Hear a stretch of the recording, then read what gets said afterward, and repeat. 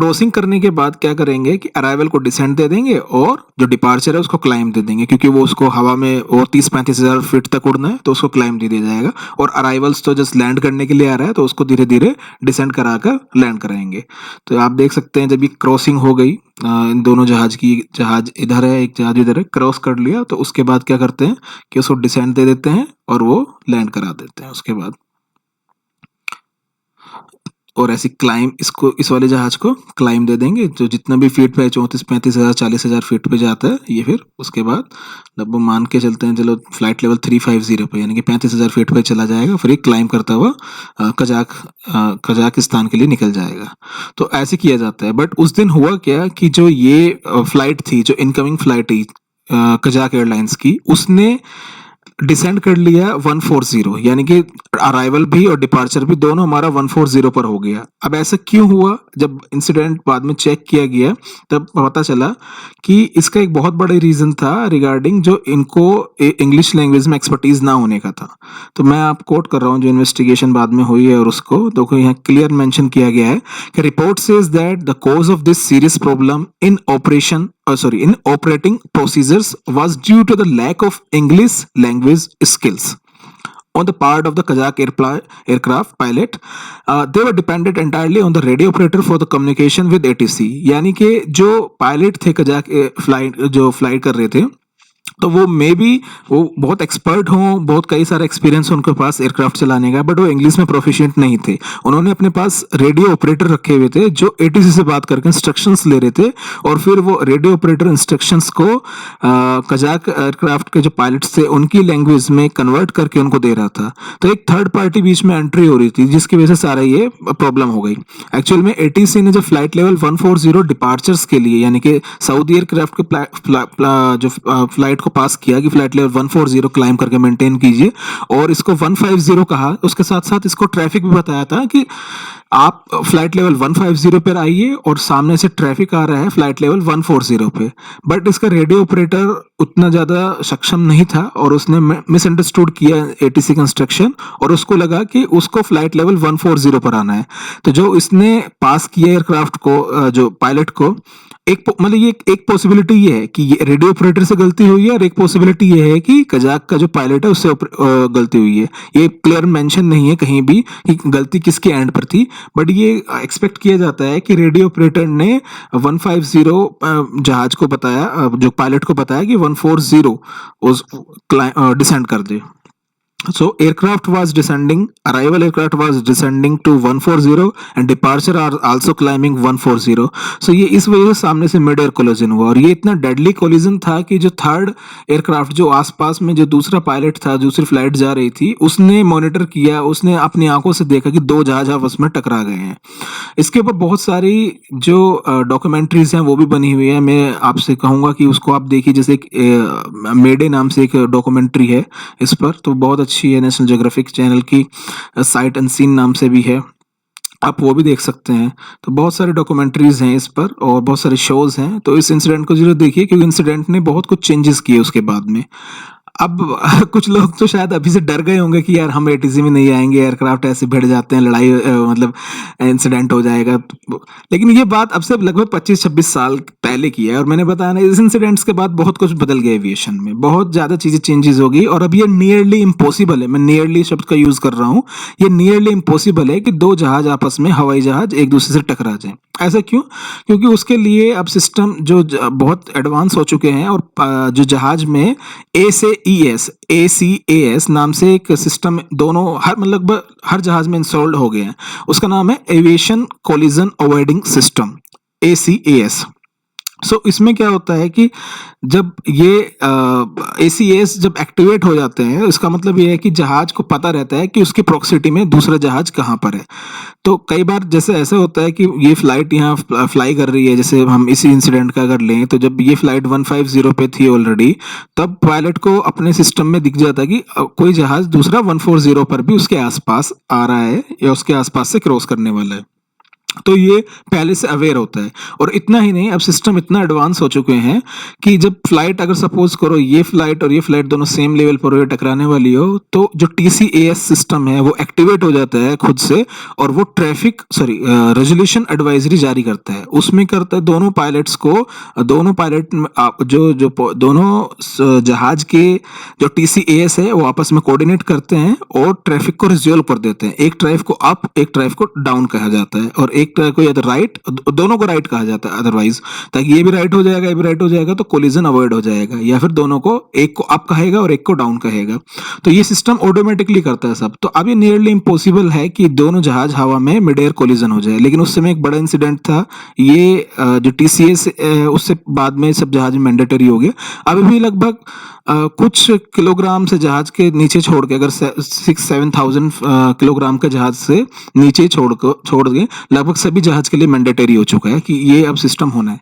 इसके अलावा प्रोसीजर्स में बहुत सारे चेंजेस किए गए, यानी कि जो पहले एक ही जहाज एक ही रूट पर फ्लाई करा, ये आपने देखा कि एक ही रूट है जहाज का, इसी पर इनकमिंग भी आ रहा है, इसी पर डिपार्चर भी जा रहा है। तो इनकमिंग और डिपार्चर का रूट को भी चेंज किया गया, यानी कि जहाज, इनकमिंग जहाज अलग से आए, अलग रूट पर आए, और डिपार्चर अलग रूट पर जाए। अगर ये दिल्ली आ रहा है जहाज, तो एक रूट होगा जो इनकमिंग वाला होगा, एक रूट होगा जो डिपार्चर वाला होगा। यानी कि अभी तो दोनों इसी पर आ रहे थे, इसी पे आ भी रहे थे, इसी पे जा रहे थे। अभी क्या कर दिया, तो एक को इनकमिंग बना दिया और एक को आउटगोइंग बना दिया। यानी कि एक रूट है केवल जिसपे जहाज आएंगे, इनकमिंग अराइवल, और एक रूट है जिसपे केवल जहाज जाएगा। और इनके बीच में लगभग, अब मैं कहीं देख रहा था तो लगभग इसमें ऐसा कुछ 15 डिग्री करके दिखा हुआ था कि मिनिमम ऑफ 15 डिग्री का वो होना चाहिए। यानी कि 15 डिग्री के रूट पर जहाज जाते हैं तो एक दूसरे से सेपरेट रहेंगे।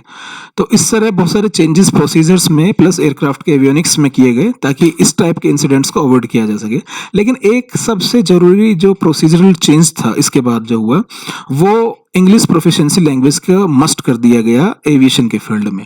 अभी तक होता क्या है ना, देखिए हम आज के दौर में बात कर रहे हैं तो इसमें इंग्लिश सब लोग यूज कर रहे हैं इंडिया में हम, लेकिन बहुत सारे देश ऐसे हैं जो अपने लैंग्वेज में बात करते हैं। जैसे चाइना में जाएंगे तो आप फ्लाई भी कर रहे हैं तो वहाँ जो पायलट है, जो ATC है, वो अपने लैंग्वेज में बात करते हैं। सेम एज जापान, फ्रेंच, है ना, फ्रांस में भी ऐसी बात करेंगे, और रशिया में भी ऐसी बात करते हैं। लोग लोकल लैंग्वेज में भी नहीं बात करते। इवन आपके जो पड़ोस में नेपाल है वो भी अपनी ही लैंग्वेज में बात करता है।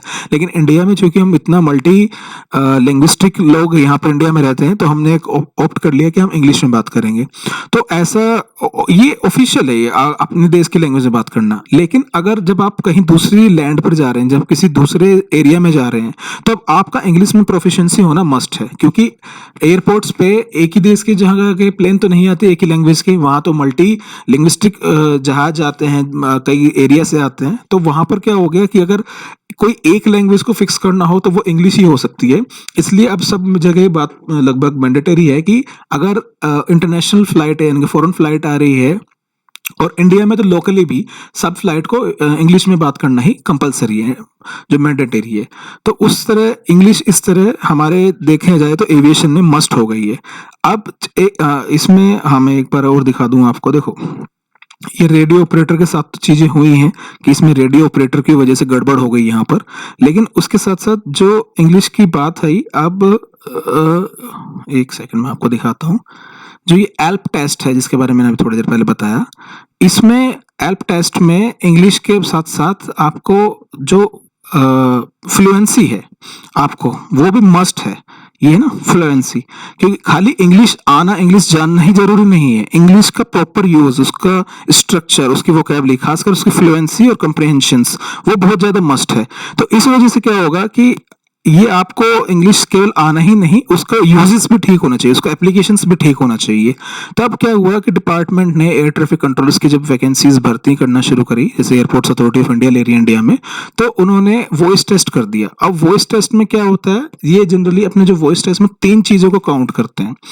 सबसे पहले जो अभी जो लास्ट 2018 से ये जो चेंजेस हो रहे हैं, और उसमें 3 फेजेस में आपका ये वॉइस टेस्ट करा रहे हैं। पहले फेज में वो जनरली आपसे इंट्रोडक्शन पूछते हैं, है।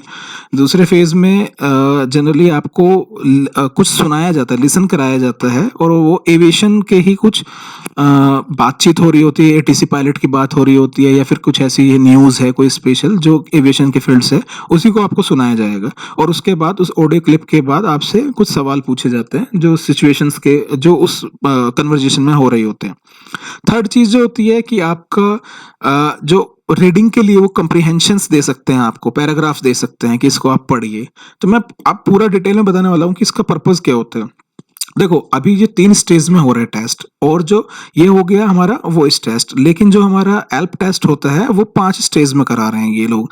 जब मैंने इनका ये देखा ब्रोशर तो उसमें मुझे पता चला कि इसमें 5 स्टेज में टेस्ट करा रहे हैं और उसका एक तो इंट्रोडक्शन जो सेम हो गया यानी कि आपको वॉइस टेस्ट में भी सेम है।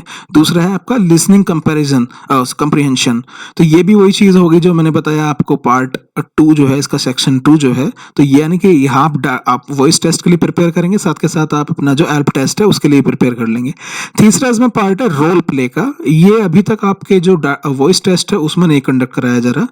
और फोर्थ है पिक्चर डिस्क्रिप्शन, तो यहाँ पर आपको जनरली क्या है पिक्चर डिस्क्रिप्शन के बारे में कहा जाता है जो आपका टेस्ट है ये एल्प टेस्ट। लेकिन वहाँ पर जब अभी तक जो हो रहा है कि 2018 ऑनवर्ड्स में बता रहा हूँ, वहाँ पर आपको एक न्यूज़पेपर या कुछ भी ऐसे दे दिया जाएगा, उसकी कटिंग दे दी जाएगी और उसको आपको रीड आउट करने के लिए बोला जाएगा। उस केस में वो क्या करते हैं, आपकी लाउडनेस चेक करते हैं, आपकी क्लैरिटी चेक करते हैं, वो चेक करते हैं कि आपके प्रोनाउंसिएशंस कैसा है, जो आपका लोकल लैंग्वेज का है और मदर टंग का इफेक्ट कितना आ रहा है। वो ऐसा तो नहीं है कि वो वर्ड्स को समझने में प्रॉब्लम करेगा, फ्लुएंसी कैसी है, आप ठीक जगह पर पॉज ले रहे हैं, प्रॉपर पॉज ले रहे हैं कि नहीं ले रहे हैं, तो ये सब चीज़ें वहाँ चेक कर दी जाती है। ऐसी लिसनिंग एबिलिटी में आपको चेक किया जाता है कि आपका जो आप लिसन कर रहे हैं, जो ऑडियो क्लिप्स को आप सुनाया जा रहा है, जब आपसे उस पर क्वेश्चन पूछे जाते हैं तब आपका उसका पर्पस यही होता है कि क्या आप सिचुएशन से अवेयर हो रहे हैं कि नहीं हो रहे हैं, जो बात चल रही है कि आप उसको समझ पा रहे हैं कि नहीं समझ पा रहे हैं। तो मैं आपको कहूंगा कि आप इन सब चीजों के लिए रेडी कर लीजिए। देखो अभी जो 2018 से टेस्ट हुआ है उसमें केवल 3 चीज पूछी गई, इंट्रोडक्शन, लिसनिंग एबिलिटी आपकी और आपका रीडिंग जो कम्प्रीहेंशंस हैं, ये 3 चीज। लेकिन चूंकि ये जो टेस्ट हो रहा है एल्प टेस्ट, उसमें ये 5 सेक्शन है, तब आप इसके लिए प्रिपेयर कीजिए क्योंकि यहाँ जो एयरपोर्ट्स अथॉरिटी ने अपना नोटिफिकेशन जारी किया था उसमें कहीं मेंशन नहीं किया कि वॉइस टेस्ट कैसे कंडक्ट कराएंगे। मैंने उसको पूरा देखा है तो उसमें कहीं भी लिखा नहीं कि वॉइस टेस्ट कैसा होगा, बल्कि उन्होंने लिखा है कि जो आईकाओ की ऑपरेशन मिनिमम प्रोफिशिएंसी लेवल आपको वो भी मेंटेन करके रखना है और आपका एक वॉइस टेस्ट किया जाएगा और उसमें आपको क्वालिफाई करना है। अगर पॉइंट में देखें subject to qualify voice test, तो उसमें कहीं मेंशन नहीं किया कि वॉइस टेस्ट में करने क्या वाले हैं। लेकिन जो हमारा एक्सपीरियंस है पीछे लास्ट टाइम्स का, तो वो यही कहता है कि आपको एक इंट्रोडक्शन पार्ट मिलेगा, उसमें आपको चेक करेंगे कि आप कितना सफाई से इंग्लिश बोल पा रहे हैं, थोड़ा कंफर्टेबल हो जाते हैं। उसके बाद आपको लिसनिंग ऑडियो क्लिप होगा, एक लिसनिंग टेस्ट होगा आपका, वो आपकी लिसनिंग एबिलिटी चेक करेंगे। ऑडियो क्लिप को देके उस ऑडियो क्लिप पे आपको सवाल पूछे जाएंगे उसके बाद में, तो आप उसको ध्यान से सुने। उसमें सिचुएशंस के बारे में पूछा जाएगा जनरली, या तो कोई ऐसा कि कौन से रनवे यूज हो रहा है या कौन सा सिचुएशन किस किस यूनिट के बीच में बात चल रही है, पायलट की एटीसी की बात चल रही है, पायलट की दूसरे पायलट से बात चल रही है, कैसे बात चल रही है, कौन कौन से एयरक्राफ्ट है, अगर आपको उसमें समझ पा रहा है। जैसे हमने अभी देखा था कि बोइंग का जहाज था और सऊदी अरेबिया का जहाज था और दूसरा कजाक एयरलाइंस का, तो उनके नंबर आप नोट कर लीजिए, आपको ध्यान में रखिए कि इन 2 जहाजों के बीच में बात चल रही है, इस तरह से। और रीडिंग कम्प्रीहेंशन वो तो मैंने आपको बता ही दिया है। आप जब उस पेपर को या उस कटिंग को जब पढ़ेंगे तो आप बिल्कुल लाउड रहेंगे, क्लियर रहेंगे, आप मर्मराइज नहीं करेंगे। वो चेक करते हैं उस टाइम पर कि कोई बच्चा स्टटरिंग तो नहीं कर रहा, कोई स्टैमरिंग तो नहीं कर रहा। स्टटरिंग देखो एक कंडीशन है जो आप हकलाते हैं, वो आपका मेडिकल कंडीशन है। और स्टैमरिंग जो है आपका जब आप पैनिक सिचुएशन में होते हैं, जब आप नर्वस सिस्टम में होते हैं, तब आप कैसे रिस्पॉन्ड कर रहे हैं, तब आपकी वॉइस का देखो। कभी भी जब हम पैनिक सिचुएशन में होते हैं, कभी हम ऐसी सिचुएशन में होते हैं जब हमारी कंट्रोल में ना हो, तो हम हर कोई होता है कि एक वॉइस का लेवल थोड़ा डाउन होता है, उसमें थोड़ा सा कमी आती है और हम थोड़ा सा स्ट्रेमर हर कोई करता है। लेकिन आप ओवरकम कितनी जल्दी कर रहे हो, है ना? तो इस चीज़ को चेक किया जाता है कि आप नर्वस के टाइम पर कितनी जल्दी से आप बैलेंस करके आप नॉर्मलाइज़ हो जाते हो। तो ये चीज़ चेक की जाती है।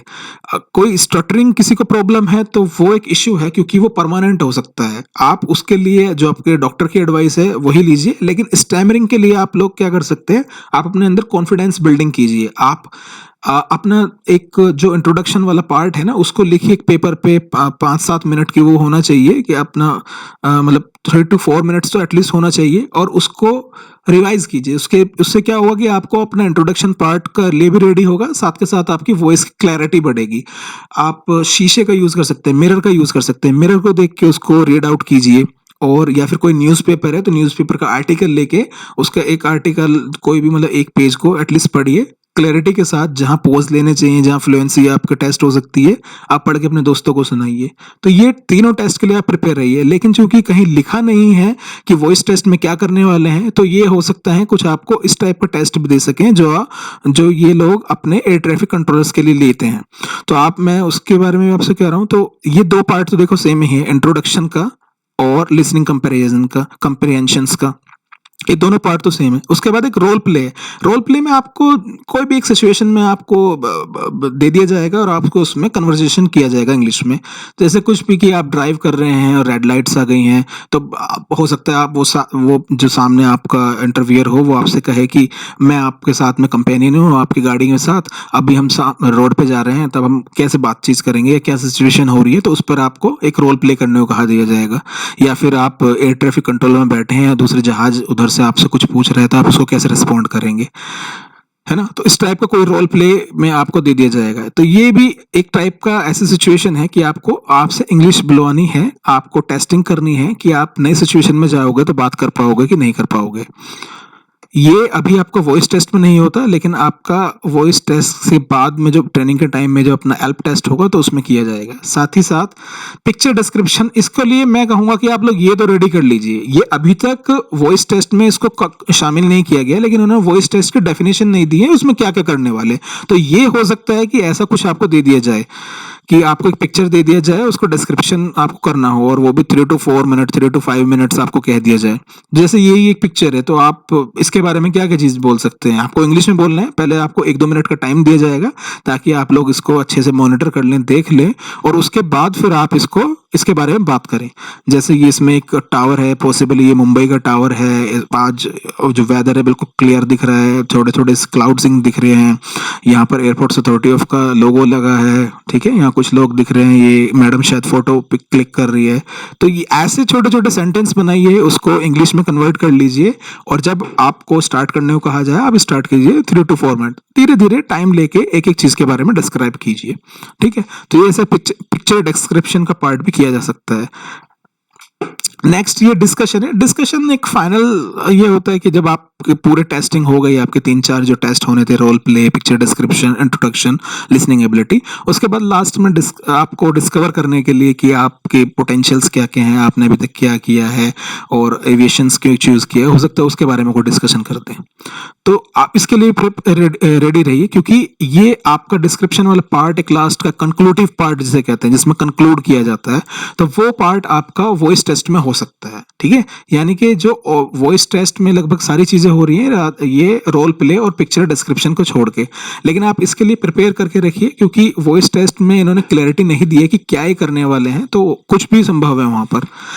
अब मैं दोनों का बेसिक रीजन बता दूं, ये एल्प टेस्ट और वॉइस टेस्ट में डिफरेंस क्या है। देखो, वॉइस टेस्ट नाम से ही लग रहा है आपका वॉइस है, उनका डिपार्टमेंट में पहली बार आपको इंडक्ट किया जा रहा है, आपको पहली बार डिपार्टमेंट में लिया जा रहा है, तो उनका ये चांस रहता है कि इनसे हमें लाइफ टाइम अभी एयर ट्रैफिक कंट्रोलिंग करवानी है। अगर उसके कुछ इश्यूज है रिलेटेड टू वॉइस, तो वो आज ही पता चल जाए। यानी कि वो उसको साथ स्टटरिंग की कोई दिक्कत नहीं है, उसको बोलने में कोई दिक्कत नहीं है, जो आपका इंग्लिश की वो प्रॉब्लम है वो ओवरकम की जा सकती है, वो आप टाइम लेके उसे रीड आउट करके उसको ठीक कर सकते हैं। लेकिन अगर नेचुरल वॉइस में कोई समस्या है तब एक इश्यू है। तो मेन पर्पस उनका यही होता है। इसी वजह से मैं आपको ये भी बताना चाहता हूँ आज कि इसका ये वॉइस टेस्ट के कोई मार्क्स नहीं होते। ये बहुत सारे लोग मुझसे पूछ रहे थे कि मेरे लास्ट वीडियो में भी था कि मैंने उसमें बताया था केवल क्वालिफाइंग नेचर का है। कुछ लोग कह रहे थे नहीं सर क्वालिफाइंग नेचर का नहीं है, इसके मार्क्स ऐड होते हैं। देखो मैंने इस एडवर्टाइजमेंट को जो एयरपोर्ट अथॉरिटी ने निकाला है इसको पूरा कंप्लीट किया है, पूरा अच्छे से पढ़ा है।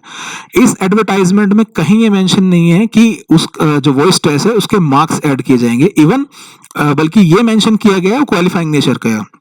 देखो एक इसमें दो पॉइंट है, एक पॉइंट नंबर 2 और एक point number 11 of selection process, ये रिगार्डिंग डील करते हैं वॉइस टेस्ट के बारे में। इसमें तो क्लियरिटी है कि जो जब ट्रेनिंग की जाएगी आपकी उसमें जो एल्प टेस्ट होगा ये उसकी बात चल रही है। On selection candidate shall attain ICAO language minimum proficiency level 4 जिसे ऑपरेशनल कहा गया है for the purpose of issue of licence and और rating. Any candidate who is not able to attain ICAO proficiency level 4 or above during the training, his or service liable to be terminated। वही चीज कि उसको मतलब minimum level तो चाहिए। देखो एक मैं थोड़ा सा यहाँ बता दूं कितने लेवल होते हैं। ये 6 लेवल में इसको पार्ट को जो टेस्ट होता है ना आपका एल्प टेस्ट, उसके 6 लेवल हैं। तो 1 2 3 आपको आएगा तो आप मतलब आप एलिजिबल नहीं हो एयर ट्रैफिक कंट्रोलिंग करने के लिए इंडिया में। सो आपको स्ट्रेट अवे आपको टर्मिनेट कर दिया जाता है। लेकिन ऐसे बहुत रेयर होता है, अगर आप वॉइस टेस्ट पास कर रहे हैं तो लगभग ऑपरेशन रीजन आपको मिल जाता है। लेकिन अगर आप केवल ऑपरेशन लेवल तक क्वालिफाई कर रहे हैं यानी कि लेवल 4 तक क्वालिफाई कर रहे हैं, तब आपको हर 3 इयर्स में एवरी 3 इयर्स में आपको एल्प टेस्ट में जाना पड़ेगा और आपको अपना ये साबित करना पड़ेगा कि आप ऑपरेशन लेवल मेंटेन किए हैं और उसको एक्सटेंड कर रहे हैं या नहीं। लेकिन कुछ लोगों की इंग्लिश बहुत अच्छी हो सकती है, उनकी प्रोनाउंसिएशन से लेके उनकी बात करने का तरीका, उनकी लिसनिंग एबिलिटी बहुत अच्छी हो सकती है। तो वो हो सकता है फर्स्ट राउंड में ट्रेनिंग के टाइम में ही एक लेवल 6 ले ले, तो उनको दोबारा से कभी एवेल्यूएट नहीं किया जाता, यानी कि उनका कभी टेस्ट नहीं होगा। लेकिन कुछ का थोड़ा ऑपरेशन से थोड़ा अच्छा हो सकता है और बेस्ट से थोड़ा कम हो सकता है, तो उनको एवरी 6 इयर्स में अपना ये टेस्ट देना पड़ेगा, ELP test, airports authority of India में। तो इतना मुझे पूरा सब पे यकीन है कि आप लोग ऑपरेशन लेवल तो क्वालिफाई कर ही लेंगे। आपको मैं थोड़ा सा हिंट मैंने बता दिया है कि आप लोग कैसे प्रिपेयर कीजिए। इंट्रोडक्शन वाले पार्ट को आप लोग अपना पहले पेपर पे लिखिए, अच्छे से उसका रीड आउट कीजिए, अकेले में करिए। आप अपनी वॉइस को रिकॉर्ड कीजिए अपने मोबाइल में और उसको चेक कीजिए कहाँ का गड़बड़ हो रही है, लाउडनेस कितनी है और पोज कितना लेना है, मेरी फ्लुएंसी कैसी है। अपने दोस्तों के साथ टेस्ट कीजिए।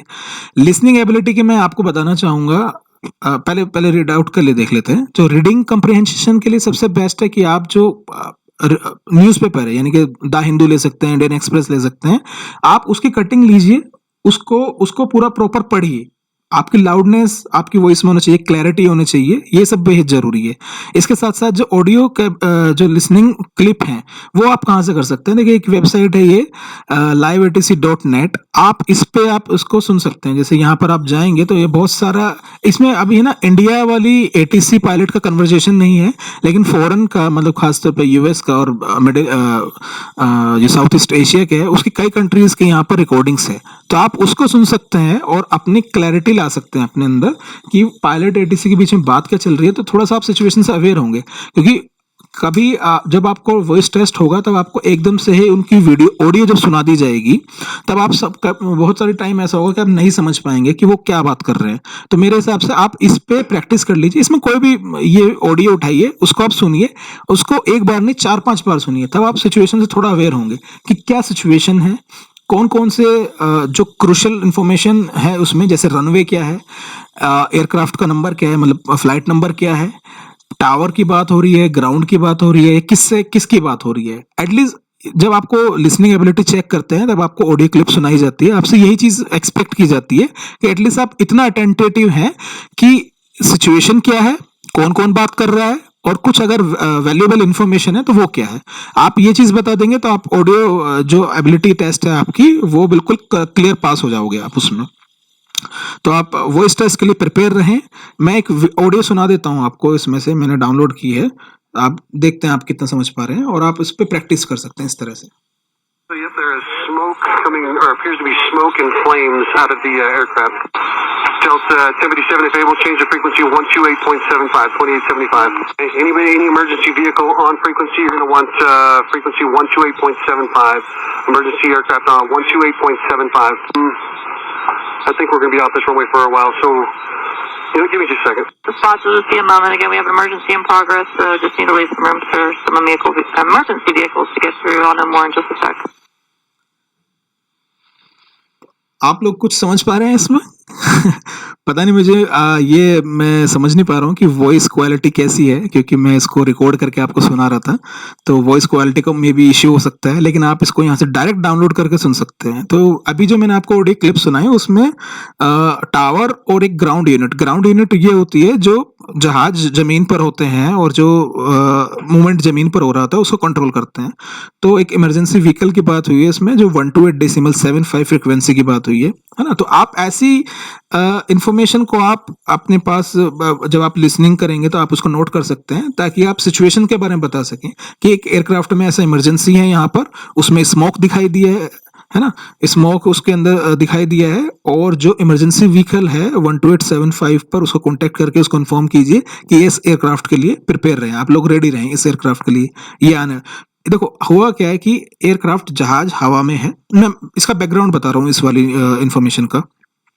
तो पायलट को उसने बताया होगा, पायलट ने एटीसी को बताया होगा कि मुझे अपने जो जहाज में स्मोक दिखाई दे रहा है और वो एक इमरजेंसी लैंडिंग कर रहा है। तो इमरजेंसी लैंडिंग करके रनवे पे आएगा, लेकिन उसके बाद वो जहाज को पार्किंग के लिए जाना है, तो पार्किंग वाला एरिया मेंटेन किया जाता है, जो ग्राउंड कंट्रोल होता है वो मेंटेन करता है। तो ग्राउंड कंट्रोल को टावर वाला ये बता रहा है कि ऐसे ऐसे एक जहाज आने वाला है और वो आप उसके लिए रेडी रहिए, उसमें स्मोक है और 12875 पे वो कॉल करने वाला है, ताकि वो फिर आपसे मतलब जो अगर उसमें कुछ फायर है या कुछ है तो आप उसके लिए रेडी रहिए कि उसको आप बुझाना होगा फायर को, या फिर उसको पैसेंजर को इवैक्यूएट कराना पड़ेगा फटाफट से, तो उसके लिए रेडी रहिए। तो इस टाइप के आप सिचुएशन को अवेयर कर सकते हैं। आप ये मुझे पता है कि ये एक बार में आपको नहीं समझ में आएगा, इसलिए मैं कह रहा हूँ कोई एक क्लिप लीजिए या मतलब 4-5 क्लिप लीजिए और उसको बार बार सुनिए, तो आप एटलीस्ट ये हो जाएगा कि कौन बात कर रहा है। आप 3 चीज का इसमें ध्यान रखिए, कौन किससे बात कर रहा है, ठीक है, कोई वाइटल इंफॉर्मेशन जैसे किसी रनवे का जिक्र किया है या किसी फ्लाइट नंबर का जिक्र किया है ना, और तीसरा सिचुएशन क्या है। ये 3 चीज आप बात करेंगे तो मतलब आप मोर देन इनफ है, ये सफिशिएंट है आपसे, क्योंकि ये ऐसी चीजें हैं कि इतनी जल्दी से सभी की पब्लिक डोमेन में नहीं है तो आप नहीं समझ पाते। आप अगर इंडियन वाली रिकॉर्डिंग कहीं मिल जाए तो वो आप, क्योंकि उनके एक्सेंट हमारे लिए समझना आसान होता है उनके इंग्लिश का, तो वो और अच्छा होगा, बट मुझे ऐसा कहीं मिल नहीं पाया। मैंने यहाँ चेक भी करा कि मुंबई का डाल के और देहरादून ये मुंबई, देहरादून, बेंगलोर या दिल्ली का डाल के, तो ऐसा कुछ मिला नहीं मेरे को यहाँ पर। तो फिर फिलहाल आप इससे काम चलाइए, आप 4-5 वीडियोस ये ऑडियो क्लिप्स हैं उनको बार बार पढ़िए, तो आपको ये रिमाइंड हो जाएगा कि वो क्या बात कर रहे हैं, आप अवेयर हो जाएंगे सिचुएशन से। तो ये अब आपने देखा होगा कि ये जो हम पूरी बात कर रहे थे रिगार्डिंग एयर ट्रैफिक कंट्रोल्स के वॉइस टेस्ट के बारे में, ठीक है, एक बात कर रहे थे वॉइस टेस्ट के बारे में, एक एल्प टेस्ट के बारे में जो आपका ट्रेनिंग के टाइम पर होगा, वो दोनों लगभग एक जैसे हैं, समानांतर है। एक में आपका इंडक्शन के टाइम में डिपार्टमेंट इंडक्शन का है कि वॉइस टेस्टिंग हो रही है कि वॉइस ठीक है कि नहीं, लेकिन उसके बाद अल्टीमेटली आपको इंग्लिश में लेवल एटलीस्ट मिनिमम 4 लेवल तो चाहिए, है ना, 4 लेवल, तो उसके लेवल की इंग्लिश आपको आनी चाहिए। वो आप प्रैक्टिस कैसे कर सकते हैं, जो मैंने बताया ये live.atc.net आप उसको यूज कर सकते हैं ऑडियो क्लिपिंग सुनने के लिए। इसके अलावा इंग्लिश मूवीज को सुन सकते हैं, सॉन्ग्स को सुन सकते हैं, सब टाइटल हो तो बहुत अच्छा है, ताकि आप लोग समझ पाएंगे कि वो क्या बात कर रहे हैं। और उस चीज को, जो कोई सॉन्ग इंग्लिश सॉन्ग है तो उसको बार बार सुनिए, तो आपको समझ पाएगा कि वो क्या बात कर रहे हैं, और जो इंग्लिश के वर्डिंग्स हैं वो कैसे, प्रोनाउंसिएशन है वो कैसे यूज किया जा सकता है। अपने दोस्तों के साथ इंग्लिश में बात कीजिए, जो इंग्लिश न्यूज है, बेसिकली इंग्लिश न्यूज है उसको लिसन कीजिए, ठीक है, और उसी रीड आउट कीजिए, यानी कि जो द हिंदू है या फिर इंडियन एक्सप्रेस है या जो भी आप इंग्लिश न्यूज़पेपर पढ़ते हैं उसको पढ़िए, थोड़ा सा क्लैरिटी लाइए वॉइस में। और जो आप नोट कर रहे हैं इंट्रोडक्शन वाला पार्ट अपना या कुछ ऐसा, तो उसको मिरर में देख के बोलिए, वॉइस को अपनी रिकॉर्ड कीजिए अपने मोबाइल में और दोस्तों को सुनाइए, उससे बात कीजिए। इतना सफिशिएंट है, आप वॉइस टेस्ट इजीली पास कर लेंगे, ये मुझे पता है। बस थोड़ा सा ये कि स्टैमरिंग वाली सिचुएशन जब आएगी, यानी कि जब आप थोड़ा सा नर्वस होंगे वहां पर और वहां स्टैमरिंग वाली सिचुएशन है, तो उससे कितनी जल्दी बाहर आते हैं, यही बस वहां टेस्टिंग होने वाली है। तो good luck to all of you. हाँ, एक बार मैं फिर से यहाँ बता दूं कि इसके टेस्ट के मार्क्स नहीं है, मैं एक पॉइंट दिखा दिया था आपको कि आपको ऑपरेशन लेवल 4 मेंटेन करना है, और साथ के साथ ये पॉइंट नंबर 11 है, देखिए point number 11, the provisional selection of candidates will be as per the merit list prepared on the basis of their performance in online test। यानी कि जो मेरिट प्रिपेयर होगी ना वो केवल जो आपने ऑनलाइन टेस्ट सीबीटी टेस्ट दिया है केवल उसके बेसिस पे होगी, और जो वॉइस टेस्ट है वो तो आपको केवल क्वालिफाई करना है, subject to qualify the voice test, meeting all other eligibility criteria prescribed for the post including testing of psycho active substances and background verification. ये तो होना ही है, अभी आपका साइको एक्टिव सब्सटेंस टेस्ट होगा, बैकग्राउंड वेरिफिकेशन होगा, डॉक्यूमेंट वेरिफिकेशन होगा, ठीक है। तो वॉइस टेस्ट केवल क्वालिफाइंग इन नेचर है। इसमें मैं एक चीज और बता दूं, देखो ये ग्रुप बी पोस्ट है इंडियन गवर्नमेंट की, तो इंडियन गवर्नमेंट ने कुछ समय पहले ये बता दिया था कि केवल ग्रुप ए में ही हम इंटरव्यू लेंगे, इंटरव्यू के मार्क्स लेंगे, केवल जो ग्रुप ए वाली पोस्ट है उसी में इंटरव्यू किया जाता है, वही मार्क्स उनके ऐड किए जाते हैं। वो इंडिया में और किसी जॉब के लिए मतलब B C D, group B group C group D के लिए इंटरव्यू नहीं है। और उस इंटरव्यू का मतलब यही नहीं कि वो केवल नाम से इंटरव्यू ले रहे हैं, उसमें इंटरव्यू का ये मतलब होता है कि इंटरव्यू और किसी भी और नेम से ऐसा कोई टेस्ट नहीं कंडक्ट किया जाएगा जिसका जब फिजिकल वेरिफिकेशन होता है किसी स्टूडेंट के साथ या किसी एस्पिरेंट के साथ तो उसके मार्क्स को उसको ऐड किया जाए। यानी कि ना तो इंटरव्यू नाम से वो टेस्ट किया जा सकता है, ना ही किसी और नाम से जैसे वॉइस टेस्ट या किसी और टेस्ट के नाम से वो, ताकि उसके मार्क्स ऐड किए जाएं। तो ग्रुप बी पोस्ट के लिए इंटरव्यू नहीं है, इसलिए उसके मार्क्स ऐड नहीं हो सकते। इसलिए मैं बताता हूं जो आपकी मेरिट लिस्ट है ऑन द बेसिस ऑफ ये आपका सीबीटी टेस्ट जो है उसी के बेसिस पर रेडी होगी, ठीक है। और कोई डाउट है आपका तो वो आप मुझे भेज सकते हैं, कमेंट सेक्शन में लिख सकते हैं, आपको वीडियो कैसा लगा उसके बारे में अपनी प्रतिक्रियाएं दे सकते हैं। मुझे लगता है कि ये बहुत डिटेल में बात कर ली, थोड़ा लंबा वीडियो हो गया है लेकिन आपको पूरी जानकारी मिल गई होगी इसके बारे में। सो एंड करते हैं इस वीडियो को। नमस्कार, बाय।